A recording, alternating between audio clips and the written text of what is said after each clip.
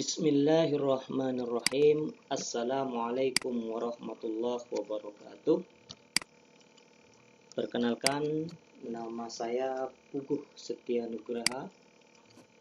Saya mengajar di MI Negeri 1 Probolinggo, Kecamatan Paiton, Kabupaten Probolinggo. Tepatnya saya adalah guru kelas 6. Pada kesempatan ini saya akan memberikan materi tentang tema 1, selamatkan makhluk hidup. Subtema 1, tumbuhan sahabatku. Muatan pelajaran yang saya ambil di sini adalah tentang ilmu pengetahuan alam, kompetensi dasar. Yang akan kita bahas pada kesempatan ini adalah membandingkan cara perkembangbiakan tumbuhan dan hewan.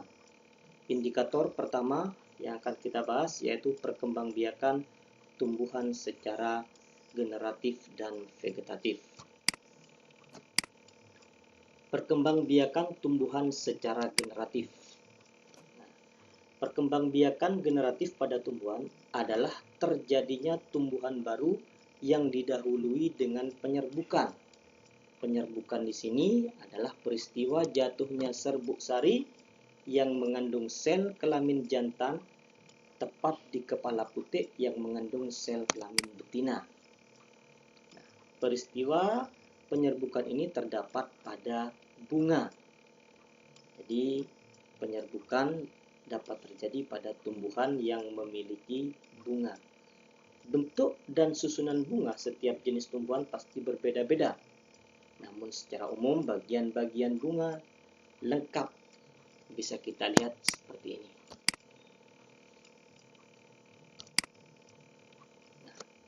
Bagian-bagian bunga terdiri atas yang pertama adalah tangkai bunga.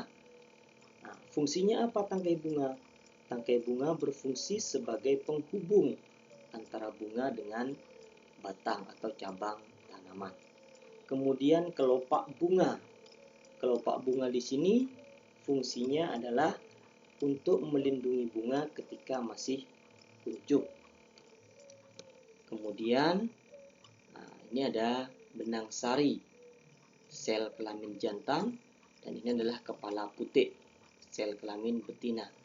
Di sini ada bakal biji, nanti Ustaz jelaskan yang lebih rinci di sini. Kemudian ada mahkota. Mahkota ini adalah bagian tumbuhan yang memiliki warna.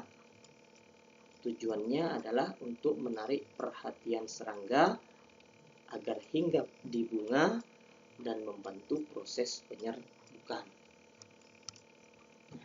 Proses penyerbukan pada tanaman, peristiwanya seperti ini. Kronologisnya, terjadi penyerbukan. Yang pertama adalah terjadinya penyerbukan. Jadi serbuk sari jatuh di kepala putik. Terjadi pembuahan. Setelah benang sari jatuh di kepala putik, nanti akan terjadi pembuahan. Apa pembuahan? Yaitu serbuk sari melebur dengan sel telur pada bunga. Setelah terjadi pembuahan, maka akan menghasilkan zigot. Zigot nanti akan tumbuh menjadi embrio atau tunas. Tumbuh di dalam biji. Kemudian ada biji yang berada di dalam buah. Kemudian biji itu akan ditanam dan akan tumbuh menjadi tumbuhan baru. Kemudian tumbuhan baru menjadi tumbuhan dewasa. Tumbuhan dewasa berbunga, menghasilkan biji kembali, dan seterusnya kembali ke awal. Itu proses perkembangbiakan pada tumbuhan secara generatif. Kembali ke penyerbukan. Berdasarkan asal serbuk sarinya, penyerbukan dibedakan menjadi 4 macam. Yang pertama yaitu penyerbukan sendiri. Dikatakan penyerbukan sendiri karena serbuk sari jatuh di kepala putik pada bunga itu sendiri. Di sini jatuh pada bunga itu sendiri. Yang kedua adalah penyerbukan tetangga.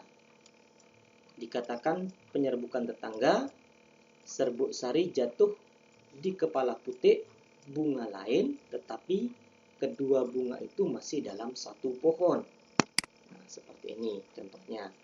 Jadi serbuk sari bunga A jatuh pada kepala putik bunga B atau bunga C dan seterusnya.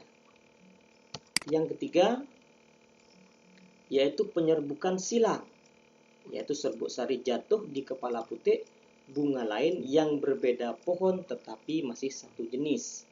Nah, contohnya pada tanaman jagung atau padi. Nah, di sini. Jadi serbuk sarinya jatuh di kepala putik bunga lain, pohon lain tetapi sama-sama satu jenis pohonnya. Itu namanya penyerbukan silang. Yang keempat adalah penyerbukan bastar, yaitu serbuk sari jatuh di kepala putik bunga lain yang berbeda pohon dan tidak sejenis tetapi masih satu famili. Nah, seperti ini.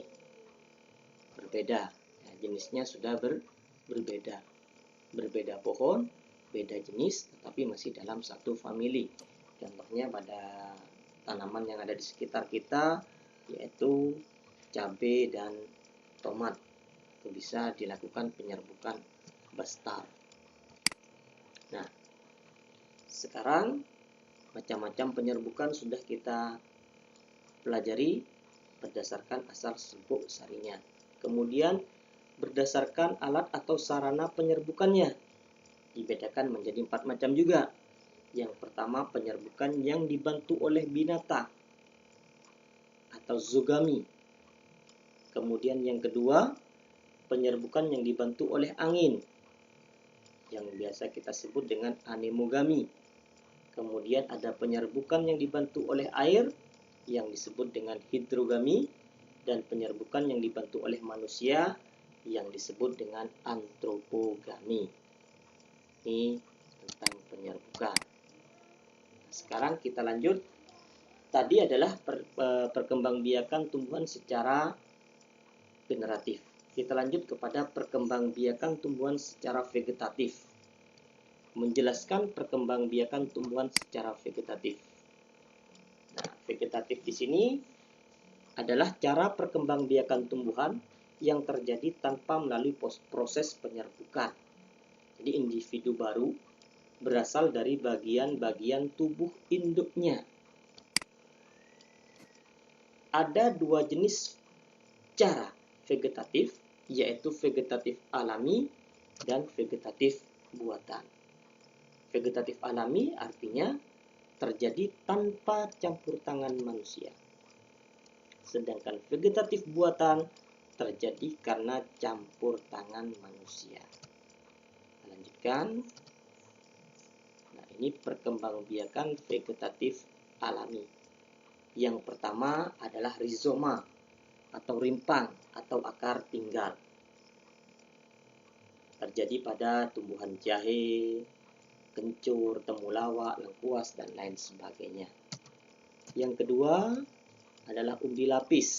Nah, adalah umbi yang terbentuk dari lapisan daun yang tersusun berlapis-lapis. Ini pada bawang. Ya, bawang merah, bawang putih, bawang bombay. Kemudian ada umbi batang, merupakan batang yang tumbuh di dalam tanah, ujungnya mengembung menjadi umbi. Nah, contohnya pada kentang, kemudian ubi jalar. Lanjut kepada umbi akar. Ini akarnya sebagai tempat penyimpanan cadangan makanan. Contohnya pada ketela pohon dan wortel.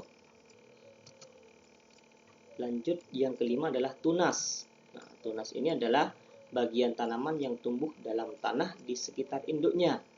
Nah, contohnya pisang, kemudian bambu, kemudian ada lidah buaya, ada tebu, dan lain-lain bisa kalian cari sendiri.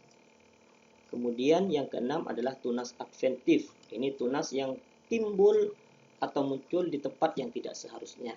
Contohnya pada ujung daun. Nah, ini contohnya pada cocor bebek. Ini namanya tunas adventif. Dilanjutkan yang ketujuh adalah geragih atau setolon. Batang yang tumbuh secara mendatar di bagian permukaan tanah. Jika batang tersebut menyentuh tanah, maka akan tumbuh akar. Ini pada stroberi dan arbai. Ya. Yang terakhir adalah spora. Spora ini adalah sel-sel yang terbungkus oleh lapisan tipis sebagai pelindung. Spora dikenal sebagai alat persebaran biji pada tumbuhan berpembuluh. Nah, ini pada tanaman paku-pakuan, jamur, dan lumut berkembang biak dengan cara spora.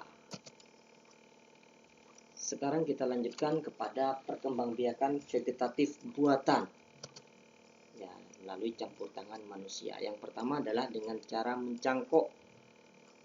Nah, kita sudah kenal cara mencangkok, yaitu merupakan membuat cabang menjadi berakar. Kita kupas dulu kulitnya, kemudian dibuat dengan sabut atau bisa plastik yang dibumbui oleh tanah. Setelah tumbuh akar, maka akarnya dipotong dan ditanam. Tujuannya adalah agar tanaman baru mempunyai sifat yang sama dengan induknya. Lanjut, yang kedua vegetatif buatan, yaitu menempel atau kita sebut dengan okulasi. Nah, memperbanyak tumbuhan dengan cara menempelkan sepotong kulit pohon yang bermata tunas dari batang atas pada suatu irisan dari kulit pohon lain dari batang bawah, sehingga bersatu menjadi tanaman yang baru. Caranya seperti pada gambar di bawah ini. Dilanjutkan dengan cara yang ketiga, yaitu menyambung atau mengenten.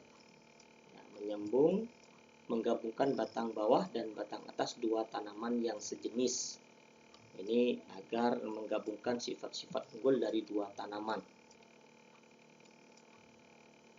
Contohnya pada gambar di bawah. Yang keempat adalah stek. Ya, perkembangbiakan dengan cara menanam bagian tertentu dari tumbuhan tanpa menunggu munculnya akar baru.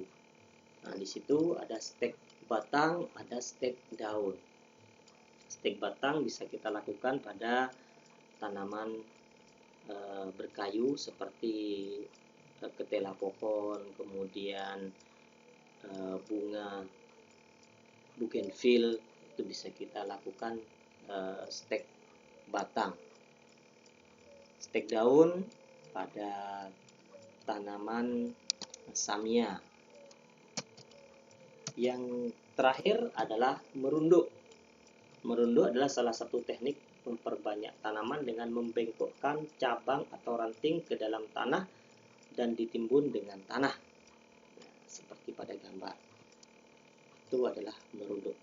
Nah, anak-anak, kita sudah mempelajari tentang perkembangbiakan tumbuhan baik secara generatif maupun vegetatif. Nah, di rumah coba kalian amati tumbuhan yang ada di sekitar rumah kalian bersama dengan orang tuanya. Kemudian kalian tentukan cara perkembangbiakan apa saja yang dapat dilakukan pada tumbuhan tersebut, baik itu secara generatif maupun secara vegetatif alami dan vegetatif buatan.